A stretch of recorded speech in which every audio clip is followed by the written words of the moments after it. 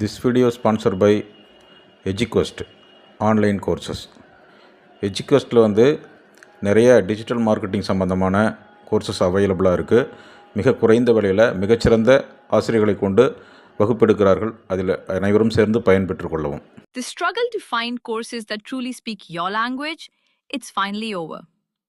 Welcome to EduQuest, where learning is made just for you.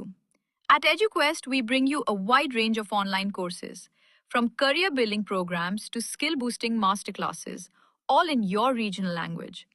Because we believe language should never be a barrier to success. Our courses are tailor-made after understanding what today's learners really need. So why wait?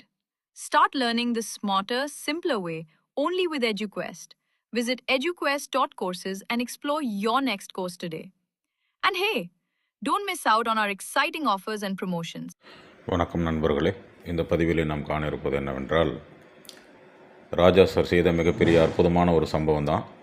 அதாவது உலகத்திலே இதுவரை யாரும் செய்யாத ஒரு அற்புதமான ஒரு சம்பவம். என்ன, ஒரு படம் எடுக்கிறது அப்படின்னா என்ன பண்ணுவாங்க, முதல்ல படத்துக்கு கதையை ரெடி பண்ணுவாங்க. அதுக்கப்புறம் அதுக்கு யார் நடிக்கிறது அப்படின்னு முடிவு பண்ணி, அதுக்கப்புறம் போய்ட்டு இசையமைப்பாளரில் கேட்டு இந்த படத்தோட சுச்சுவேஷன் இதான், இதுக்கு நீங்கள் எனக்கு பாட்டு கொடுங்க அப்படின்னு சொல்லி கேட்பாங்க. அதுக்கப்புறமா அவங்க டியூன் போடுவாங்க. அந்த டியூன் இது பிடிச்சிருக்கு பிடிக்கலன்னு சொல்லிட்டு இவங்க ஒரு குறிப்பிட்ட டியூனை தேர்ந்தெடுத்து அதுக்கப்புறம் அதுக்கு பாட்டு எழுதி அதுக்கப்புறம் அதை ரெக்கார்ட் பண்ணிவிட்டு அதுக்கப்புறம் ஷூட்டிங் போவாங்க முறையாக.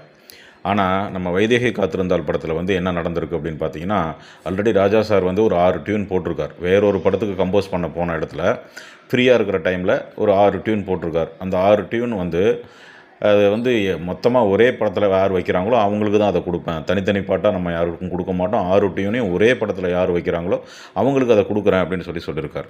அப்போ பஞ்சவர்ணாசலம் சார் எனக்கு ஒரு பாட்டு மட்டும் கொடுப்பா அப்படின்னு சொல்லி கேட்ட உடனே கொடுக்க முடியான்னு இருக்கார். அப்போ என்ன பண்ணுறாங்கன்னா, சரி அந்த இந்த பாட்டை ரெக்கார்ட் பண்ணி முதல்ல நீ கொடு, நாங்கள் அதுக்கு தகுந்த மாதிரி கதையை ரெடி பண்ணிக்கிறோம் அப்படின்னு சொல்லிவிட்டு அதுக்கப்புறம் ராஜா சார் பாட்டை ரெக்கார்ட் பண்ணி அவருக்கு கொடுத்துட்டா அந்த பாட்டை கேட்டு அதுக்கு தகுந்த மாதிரி சுச்சுவேஷன்களை உருவாக்கி அப்படி தயார் பண்ணதை தான் வைதேகி காத்திருந்தால் கதை. அதுக்கப்புறம் பாட்டு முதல்ல ரெடி பண்ணிவிட்டு அதுக்கப்புறம் கதையை ரெடி பண்ணியிருக்காங்க பாருங்கள். இது எந்த உலகத்துலையுமே நடக்காத ஒரு விஷயம். அப்போ இந்த மாதிரி ஒரு 6 டியூனை, அவ்வளோ அற்புதமான ஒரு டியூனை போட்டு ஒரு மிகப்பெரிய மேஜிக் பண்ணிருக்கார் நம்ம ராஜா சார்.